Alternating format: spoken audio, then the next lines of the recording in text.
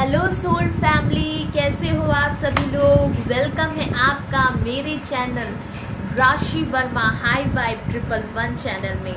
दोस्तों, ये चैनल आपको स्पिरिचुअल और मटेरियल लाइफ को बैलेंस करना सिखाएगा।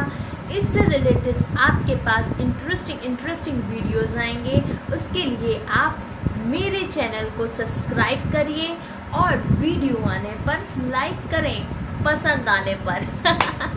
चलिए शुरू करते हैं। तो दोस्तों, आज हम टॉपिक लाए हैं वासना पर, लस्ट। इस टॉपिक पे मैंने कई जगह पे अपना उद्देश्य रखा है, अपनी बात रखी है और बहुत स्पष्ट रूप से यही बार बार समझाया है कि लस्ट, वासना बहुत बुरा होता है, आपकी ज़िंदगी खराब कर सकता है, आपको समाज के सामने झुका सकता है। ज़रूरत से ज़्यादा कोई चीज़ हावी होगी तो आपको बहुत नुकसान भारी उठाना पड़ सकता है। नहीं, डेफिनेटली पड़ेगा, क्योंकि हमारी जो वासना है, हमारा जो लस्ट है, हमारी जो नीडनेस है, वो इतनी बढ़ जाती है कि हम रोक नहीं पाते हैं और गलत काम कर बैठते हैं। समाज में यही तो हो रहा है। अभी देखा आपने आज के न्यूज़ में, कुछ लोग आज पढ़ रहे हैं, कुछ लोग परसों पढ़ रहे हैं। अभी लेटेस्ट न्यूज़ देखी, एक लड़की ने चंडीगढ़ की न्यूज़ है, आपने सुनी है, कितनी चर्चा हो रही है। गर्ल्स हॉस्टल के अंदर लड़की का वीडियो बना रही है। कितनी शर्म की बात है। हमारे समाज में टीनेजर्स गर्ल्स, यंगस्टर गर्ल, लड़की की दुश्मन है। अपने फ़ायदे के लिए, अपनी बढ़ोतरी के लिए लड़कियों के वीडियोस बना रही है, बाथरूम में सेट करके कैमरे रख के। उनका मुझे तो कहते हुए भी शर्म आ रही है। उनके पर्सनल वीडियोस बनाए जा रहे हैं, उनको सेंड किया जा रहा है, उनको सेल किया जा रहा है। ये क्या है? ये समाज में हो रहे एक हिंसक चीज़ें हैं ये सब। चंडीगढ़ की न्यूज़ सुनिए, कितना अजीब सा लगता है। मैं तो खैर सुनती नहीं, एक बार सुन लिया फिर बार बार उस वीडियो को नहीं सुनती कि आज क्या अपडेट हुई है चंडीगढ़ न्यूज़ की, आज क्या अपडेट हुई है। हॉस्टल में जो लड़कियां थी जो करप्ट हुई हैं, उनके साथ वीडियोस बन रहे थे बहुत ज़्यादा अजीब से। तो इंसाफ मिलेगा, ज़रूर मिलेगा। और मैं गॉड से कहती हूँ, ऐसी चीज़ें जैसे हो वैसे ही इन दुष्टों को पकड़े। तो इन्हीं सब चीज़ों को लेकर वासना हमको खाए जा रही है, हमको पकड़ के रखी है, छोड़ नहीं रही है। क्या करें, नीडनेस है, क्या करें, होता है। लेकिन मैं बार बार यही कहना चाहूँगी, ये वासना अच्छी नहीं है।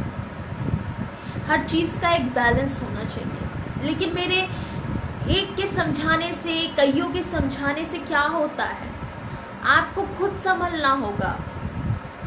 चलिए, ये तो चंडीगढ़ गर्ल्स हॉस्टल की न्यूज़ थी। अभी जो लेटेस्ट खबर आ रही है, हमारे आसपास के समाज में ही देख लीजिए, यंगस्टर लड़का लड़की, यहाँ तक कि 40-50 एज के लोग भी इतना ज़्यादा करप्ट है, वासना में इतना ज़्यादा फिज़िकली इन्वॉल्व है कि मैं क्या बताऊँ। बहुत ज़्यादा फिज़िकली इन्वॉल्व है, पार्टनर के साथ नीडनेस है, लव भी है, तब भी फिज़िकल लव चाहिए, सेक्स चाहिए, सेक्स की नीड है, फिज़िकल लव की नीड है। तो ये सब क्या है? ये वासना है जो हावी हो जाती है, फिर उसके बाद एक ड्रग्स की तरह हमें पकड़ के रखती है कि हमको लेना एक नशा हो जाता है, नशा। इस चीज़ के बगैर आप रह नहीं पाते। तो इसी वासना पे एक छोटी सी स्टोरी है, मैं ये बताना चाहूँगी। उन दिनों की बात है जब मेरे मामा जी पुलिस में थे और उनके जो सर थे कमिश्नर जी, उनकी नई नई शादी हुई थी और वो बहुत खुश थे अपनी शादी से। भाई नई नई शादी जिसकी होगी वो इंसान तो खुश होगा, उसकी गृहस्थी बस रही है और न्यू बिगनिंग स्टार्ट होती है शादी होने के बाद। तो जो मेरे मामा जी के सर थे कमिश्नर साहब, उनकी नई नई शादी हुई थी, उनकी वाइफ काफ़ी सुंदर थी, अट्रैक्टिव थी। वो लोग सरकारी क्वार्टर में रह रहे थे और भी जो सरकारी क्वार्टर में रह रहे थे उनसे जो छोटे लोग जितने भी उनके अंडर में आते हैं वो भी रहते थे उनके अगल बगल, और बड़ा आत्मसम्मान कमिश्नर जी को करते थे। वो लोग करेंगे क्योंकि सीनियर में आते थे तो करेंगे, सर हैं भाई। तो इस तरीके से दिन कट रहे थे, शादीशुदा ज़िंदगी अच्छी कट रही थी, अच्छा लग रहा था उनको। और धीरे धीरे एक ऐसा वाक़या आता है कि कमिश्नर साहब के घर में एक दूध वाला आता है, वो दूध देने। और अब जब कमिश्नर साहब नहीं होते थे तो वाइफ सारा काम करती थी, घर का देखती थी, सब कुछ देखती थी, हाउसवाइफ थी। और कमिश्नर साहब बाहर चले जाते थे। वैसे आपको अंदाज़ा तो हो ही गया होगा मेरी स्टोरी का क्या मतलब है। तो ये रियल घटना है, मेरे मामा जी सुनाते हैं आज भी।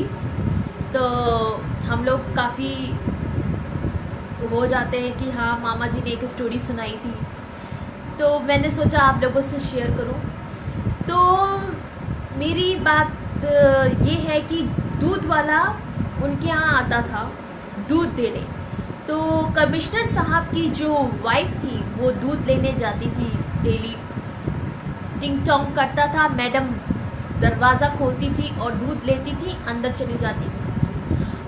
दूसरे तीसरे दिन वो दूध वाला आता था, मैडम दूध लेती थी, चली जाती थी। लेकिन दोस्तों आँखों ही आँखों में दूध वाले की और कमिश्नर साहब की वाइफ की नैन मटक्का हो गए। जब नैन मटक्का हो गए, इशारों में जब बातचीत होने लगी, तो कमिश्नर साहब के दफ्तर जाने के बाद उनकी जो मीम साहब थी, उनकी जो वाइफ थी, वो दूध वाले से सेट हो गई। जब दूध वाले से सेट हो गई तो जब भी कमिश्नर साहब जाते थे और उनकी जो वाइफ थी उसको अंदर बुला के पूरा टाइम पास करती थी दूध वाले के साथ। और दूध वाला भी काफ़ी स्मार्ट था, हट्टा कट्टा था, तो उसकी जो शेड्यूल बॉडी और हैंडसम लुक देख के कमिश्नर साहब की बीवी अट्रैक्ट हो गई और उन्होंने घर के अंदर बुलाना शुरू कर दिया और उसके साथ टाइम स्पेंड करने लगी। जैसे ही कमिश्नर साहब जॉब करने के लिए जाते थे, वैसे ही वो मौका देख के दूध वाले को अंदर बुलाती थी और टाइम पास करती थी। तो ऐसे दिन चलते गए, लेकिन एक चीज़ वाक़या हुआ। जो कमिश्नर साहब के स्टाफ वाले थे जो कॉलोनी में रह रहे थे पुलिस क्वार्टर में, तो वो नोटिस कर रहे थे कि साहब के जाने के बाद ये मेम साहब दूध वाले को क्यों बुला रही हैं अंदर। बताइए, वो औरत इतना वासना से डूबी थी कि वो दूध वाले को बुला लेती थी। ये नहीं सोचती थी कि दूध वाले की कैनिया और साइकिल तो नीचे रखी है, और जो कॉलोनी के लोग हैं, जो स्टाफ हैं, कमिश्नर साहब के जो स्टाफ पुलिस हैं, वो भी रहते थे, वो नोटिस कर रहे थे। कमिश्नर जी की वाइफ जो इतनी अंधी थी, अगर मैं ये कर रही हूँ तो और लोग नोटिस नहीं करेंगे। वो कहते हैं ना, आपका ज़रा सा भी कमी देखते हैं तो दुनिया बहुत जल्दी पकड़ लेती है। आपकी सच्चाई इतनी जल्दी नहीं पकड़ेंगे, बुराई बहुत जल्दी पकड़ लेंगे। तो वही चीज़ हुई कमिश्नर साहब की वाइफ के साथ। उन्होंने इतनी वासना में डूबी थी, उनको होशो हवास कुछ नहीं था। मेरी हरकत ये स्टाफ वाले नोटिस कर रहे हैं, कॉलोनी वाले देख रहे हैं। तो अब स्टाफ वालों को शक हो गई, लेकिन वो डर रहे थे कमिश्नर साहब से बताने में कि आपकी वाइफ आपके जाने के बाद दूध वाले को बुलाती है, अंदर टाइम स्पेंड करती है। वो अंदर से हिचक रहे थे क्योंकि सीनियर थे, बड़े थे और उनका एक रुतबा था, और उनके जो छोटे स्टाफ वाले थे उनसे डर भी रहे थे। ये सब बहुत पर्सनल चीज़ें हैं, अजीब चीज़ें हैं। अगर ये सब मैं साहब जी के सामने, कमिश्नर साहब जी के सामने हम लोग ये बात रखेंगे तो कमिश्नर साहब ऐसा ना हो कि हम लोग की नौकरी पे आ जाए, हम लोग को डांट दें। और लेकिन वो नहीं चाहते थे कि कमिश्नर साहब फंसे किसी मामले में। वो नहीं चाहते थे कि कमिश्नर साहब की लाइफ बर्बाद हो, क्योंकि उनके जो स्टाफ वाले थे, कमिश्नर साहब के जो स्टाफ वाले थे, तो बहुत मान सम्मान करते थे कमिश्नर जी का। तो एक दिन इन लोगों ने ग्रुप बनाया, हिम्मत बना के कमिश्नर साहब के पास गए और उन्होंने बताया कि मैडम जी, आपके जाने के बाद दूध वाले भैया को क्यों बुलाती हैं? हम लोग देखते हैं सर, अगर बुरा ना माने तो छोटा मुंह बड़ी बात कह रहा हूँ, मैं बहुत हिम्मत बना के आपसे कह रहा हूँ, आप ज़रा देखिए, ध्यान दें, क्यों आते हैं ऐसा हम लोग को लगा। तो कमिश्नर साहब एकदम से शॉक्ड हो गए कि तुम ऐसा क्यों कह रहे हो, कि कई दिन से हम लोग नोटिस कर रहे हैं साहब, बहुत दिन से, क्या कोई काम है घर पे? दूध वाले भैया रोज आते हैं और आपको बुरा ना लगे तो कहने के ठीक है, तुम अपना काम करो। कमिश्नर साहब ने कहा पुलिस स्टाफ वालों से, तुम लोग अपना काम करो। कमिश्नर साहब ने उन लोगों से बात ही नहीं की, ज़्यादा डिस्कशन नहीं किया स्टाफ वालों से। भाई घर की औरत की बात है तो ऐसे कैसे डिस्कस कर ले। तो कमिश्नर साहब के दिमाग में शक आ गई, कमिश्नर साहब के दिमाग में शक आ गई कि अब से वो नोटिस करेंगे अपनी वाइफ को। उन्होंने अपने स्टाफ वालों की बात भी समझी और अंदर का शक मिटाने के लिए उन्होंने नोटिस करना शुरू कर दिया। तो एक दिन अपनी वाइफ से कहते हैं, सुनो मैं कहीं बाहर जा रहा हूँ और 2-3 दिन बाद वापस आऊँगा, तो मेरा सामान पैक कर दो। तो कमिश्नर साहब की वाइफ बड़ी अंदर से उत्तेजित हो गई, बहुत खुश हो गई कि मुझको तो और मौका मिल गया, कमिश्नर साहब तो बाहर चले जाएंगे, फिर हम और मेरा जो दूध देने वाला पार्टनर है, अब हम लोग फुली इंटरटेन मस्ती करेंगे। तो कमिश्नर साहब जो हैं उन्होंने कहा कि क्या बात है, तुम तो बहुत खुश हो। तो बोले सर खुश हूँ। तो उनकी वाइफ को कुछ लगा, ऐसे क्यों पूछ रहे हैं, तुम बहुत खुश हो? कह लगे खुश होना भी चाहिए। उनकी वाइफ ने कहा अच्छा लगता है, आप बहुत दिनों बाद जा रहे हो, कि ठीक है हम जा रहे हैं, घर का ख्याल रखना, अपना ख्याल रखना। वो चले गए और फिर कमिश्नर जी की वाइफ सुबह सुबह निकल गए थे। फिर कमिश्नर जी की वाइफ अपने हस्बैंड को छोड़ के अंदर आ गई और कमिश्नर साहब अपनी गाड़ी लेके चले गए। और फिर दोस्तों थोड़ी देर बाद दूध वाला अपने टाइम पे आ जाता है फिर से दूध लेने, और कमिश्नर साहब की वाइफ जो है दरवाज़ा खोलती है, दूध लेती हैं और उसके बाद उसको अंदर बुला लेती हैं। आप दोनों खूब मस्ती कर रहे हैं क्योंकि अब कमिश्नर साहब तो चले गए टूर में 2-3 दिन के लिए कह के। अब देखिए क्या सस्पेंस होता है। सस्पेंस ये होता है कि वो दोनों मस्ती कर रहे थे, इंटरटेनमेंट कर रहे थे। कमिश्नर साहब के जाने के बाद उनको लगा वो 2-3 दिन के लिए चले गए। अचानक से डोर बेल में घंटी बजती है और कमिश्नर जी की वाइफ चौंक जाती है और वो एकदम से दरवाजे में जो लगा रहता है माइनर मिरर छोटा सा देखने के लिए, तो वो देखती है ये साहब कैसे आ गए, ये तो चले गए थे टूर में 2-3 दिन के लिए, ये अचानक फिर कैसे आ गए। वो चौंक गई, डर गई, मतलब अंदर से बहुत ज़्यादा शॉक्ड हो गई, ये कैसे हो सकता है।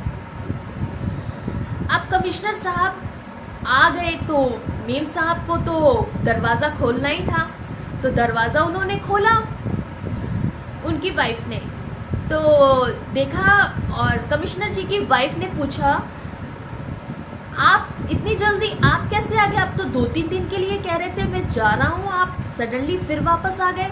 तो बोल रहे नहीं थोड़ा सा पोस्टपोन हो गया है जाना, अब मैं कुछ दिनों बाद जाऊँगा। तो वाइफ को देख के वो पूछते हैं तुम इतनी घबराई क्यों घबराई हो, इतने पसीने क्यों छूट रहे हैं तुम्हें। तो वाइफ कहती है नहीं तो मुझे पसीने नहीं छूट रहे, मुझे पसीने नहीं छूट रहे। वो काफ़ी डर जाती, घबराई होती है। और फिर कमिश्नर साहब कहते हैं कि मेरे लिए चाय बना के लाओ। अब पत्नी जी को अंदर अंदर घबराहट हो रही है क्योंकि दूध वाले भैया तो अंदर थे बेड के नीचे अंदर वाले कमरे में, उनको छुपा के रखा था मेम साहब ने। तो कमिश्नर साहब तो जान गए थे क्योंकि वासना में इतनी डूबी हुई कमिश्नर जी की वाइफ तो अंधी थी कि वो जब आएगा तो साइकिल से तो पहचान जाएंगे कि ऊपर कौन है। तो वही होता है ना, चोर की दाढ़ी में तिनका, चोर की दाढ़ी में तिनका। इतना वासना से डूब गई कि ये छोटे छोटे मीन चीज़ें नहीं समझ पाई कि ऐसा करेंगे तो साइकिल से क्या नहीं समझ जाएंगे, झूठ बोल के भी फंसूंगी मैं। तो ये होता है। तो कमिश्नर साहब ने कहा चाय बनाना तो 3 कप बनाना। तो कमिश्नर साहब की वाइफ ने कहा चाय 3 कप, सर आप कैसी बातें कर रहे हैं। वो अपने हस्बैंड से बोली कैसी बातें कर रहे हैं, 3 कप क्यों, हम लोग तो 2 लोग हैं। कि कमिश्नर साहब ने कहा अरे 2 से अब 3 हो जाएंगे ना, आप जो है जो भी शख्स है उसको बुला लाइए, 3 हो जाएंगे। तो कमिश्नर वाइफ की जो वाइफ थी वो काफ़ी डर गई कि कैसी बातें कर रहे हैं, तीसरा कौन शख्स है, हम दोनों के अलावा कोई भी नहीं है। कहने लगे तीसरे शख्स आ जाएंगे, आप 3 कप चाय बना के लाइए। तो कमिश्नर साहब उठते हैं, वो चाय बनाने जाती हैं और अंदर वाले कमरे में डायरेक्ट पहुंच जाते हैं और कहते हैं भाई साहब आप निकल आइए, मैंने आपको देख लिया है, आपके लिए चाय बन रही है, आप चाय पी के ही जाओगे। वो दूध वाले भैया से बोला क्योंकि वो बेड के नीचे छुपे थे, मेम साहब जी ने छुपा दिया था और वो रंगे हाथ पकड़े गए।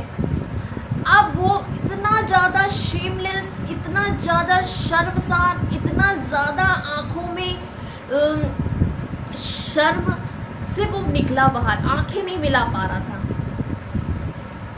अब वो बैठ गया सामने सोफे पे कि मैं तुम्हें कुछ नहीं बोलूँगा ना कुछ कहूँगा, तुम आराम से सोफे पे बैठो, चाय पी के जाओगे।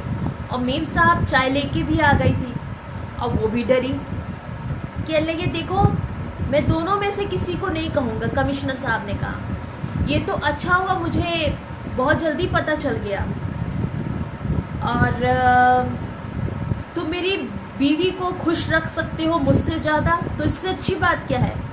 मैं अपनी बीवी की नीडनेस शायद पूरी नहीं कर पा रहा था, शायद उसको जो चाहिए वो मैं पूरी नहीं कर पा रहा था। कमिश्नर साहब ने कहा जो उसको नीड थी मुझसे पूरी नहीं हो पा रही थी, शायद तुमसे पूरी हो रही थी, तो तुम अब आज़ाद हो, तुम जा सकती हो इस दूध वाले भैया के साथ, तुम इससे नीड पूरी कर रही थी तो शायद मुझ में ही कुछ कमी थी। कमिश्नर साहब ने कहा शायद मुझ में ही कुछ कमी थी, इसी वजह से तुमने इसको पसंद कर लिया, अब तुम आज़ाद हो, अब तुम जाओ। तो कमिश्नर साहब की वाइफ जो है काफ़ी हताश हो जाती है, शर्मसार हो जाती है। अब उसके अंदर एक बेचैनी से एक झिझक सी आवाज़ भी नहीं निकल रही होती है, इतनी घबराई हुई होती है। तो कहती नहीं साहब ऐसा मत करिए, अपने हस्बैंड से कहती हैं ऐसा मत करिए, मुझे माफ़ कर दीजिए। कि माफ़ी की कोई बात ही नहीं है, ये माफ़ी की कोई बात ही नहीं है, तुम आज़ाद हो, तुम जा सकती हो। और उस दूध वाले भैया से कहा तुम जाओ, इसको ले जाओ, जहाँ रखो खुश रखो, इसकी खुशी में मेरी खुशी है। शायद मैं इसकी बहुत सी चीज़ें कामना पूरी नहीं कर पा रहा था, इसीलिए तुमको पसंद कर लिया मेरी वाइफ ने, तो तुम जाओ। तो कमिश्नर साहब ने अपने स्टाफ वालों से कहा, अपने सर्वेंट से कहा इनके सामान वामान पैक करो, अपनी वाइफ का सामान, कहा कि अपना सामान वामान पैक करो, अपना जो भी चीज़ है सब यहाँ से ले जाओ, इसकी दुनिया में बस जाओ, मेरी दुनिया से जाओ तुम। मैं शायद तुम्हारी चीज़ें मैं पूरी नहीं कर पा रहा था, इससे तुम्हें सारी चीज़ें पूरी हो रही थी, तुम आज़ाद हो, मैं तुम्हें कुछ नहीं बोलूँगा, ना हाथ उठाऊँगा, ना कुछ बोलूँगा, ना चिल्लाऊँगा, जाओ तुम। और उनकी वाइफ उस दूध वाले के साथ इतनी शर्मसार हो जाती है, वो चली जाती है। और उसके बाद उसकी तो बोलती बंद हो जाती है कमिश्नर साहब की वाइफ की। तो कमिश्नर साहब खत लिखते हैं वाइफ के घर वालों को, उनकी वाइफ के घर वालों को खत लिखते हैं कि आपका जो बेटी को जो भी सामान था मैंने सूट समेत वापस कर दिया है, अब आपकी बेटी का मुझसे कोई लेना देना नहीं है, उसने अपना जीवन साथी चुन लिया, शायद मैं गलती से आ गया था, मैं उसकी ज़रूरतें पूरी नहीं कर पा रहा था, इसीलिए उसने ये पसंद कर लिया, उसकी आज़ादी है, उसकी आज़ादी में मैं रोक टोक नहीं करना चाहता हूँ, इसीलिए मैंने उसको आज़ाद कर दिया। अब लड़की के परिवार वाले बहुत शर्मसार हो गए थे, बहुत ज़्यादा शर्मसार हुए, बोले तो कि बोले क्या, अपनी लड़की की वजह से इतने ज़्यादा शर्मसार हो गए थे, और गई तो गई दूध वाले के साथ। तो ये होता है दोस्तों। और कमिश्नर साहब, उनकी लाइफ तो बच गई, हो सकता था आगे जाके उनका मर्डर भी हो सकता था, क्योंकि वासना के चक्कर में मर्डर भी हो जाते हैं। तो दोस्तों, कमिश्नर साहब की जो वाइफ थी, उनको वासना इतनी ज़्यादा थी, इतनी ज़्यादा नीडनेस थी, इतनी ज़्यादा फिजिकल लव था कि वो रह नहीं पाई, उनने गलत कदम उठा दिया। और जब नींद से जगी, वासना की नींद से जगी, तब उनको समझ में आया कि मैं कितनी गलत थी। तो अब तो समय जा चुका था, आगे बढ़ चुका था, तो अब रोने से क्या फ़ायदा। तो दोस्तों, ये होता है वासना। अभी चंडीगढ़ की ही न्यूज़ ले लीजिए, हॉस्टल गर्ल्स की, और इधर मेरे मामा जी के स्टाफ के कमिश्नर साहब की स्टोरी ले लीजिए, इन सब से सीखिए क्या फ़ायदा मिला। अभी दोस्तों 2 ही दिन में, एक हाल ही में, अभी जल्दी जस्ट अभी 2 ही 3 दिन में एक लड़के से मेरी बात हुई, कोई काम की वजह से मिल गया था, उसको लगा कुछ चीज़ें उसने मुझसे शेयर की, वो भी वासना की वजह से गया। आज उसकी गर्लफ्रेंड छोड़ के चली गई, उसकी गर्लफ्रेंड को नीडनेस थी और इसके अंदर भी क्रेविंग थी, और उसकी नीडनेस पूरी होते ही दोनों अलग हो गए और ब्रेकअप हो गया। आज वो डिप्रेशन में है, ड्रंक करता है। तो ये प्यार कहाँ से, ये तो वासना था, फिजिकल लव था, अनकंडीशनल लव था ही नहीं, ये होती वासना। मुझे लगता है कि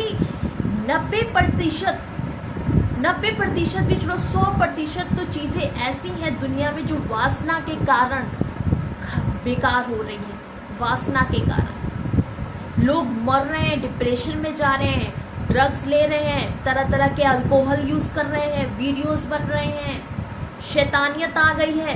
वासना वासना वासना, लस्ट लस्ट लस्ट, ज़रा सा भी पेशेंस नहीं, ज़रा सा भी बैलेंस नहीं। क्या है, किसी क्रिएटिविटी में अपना मन लगाएं, एक्सरसाइज करें,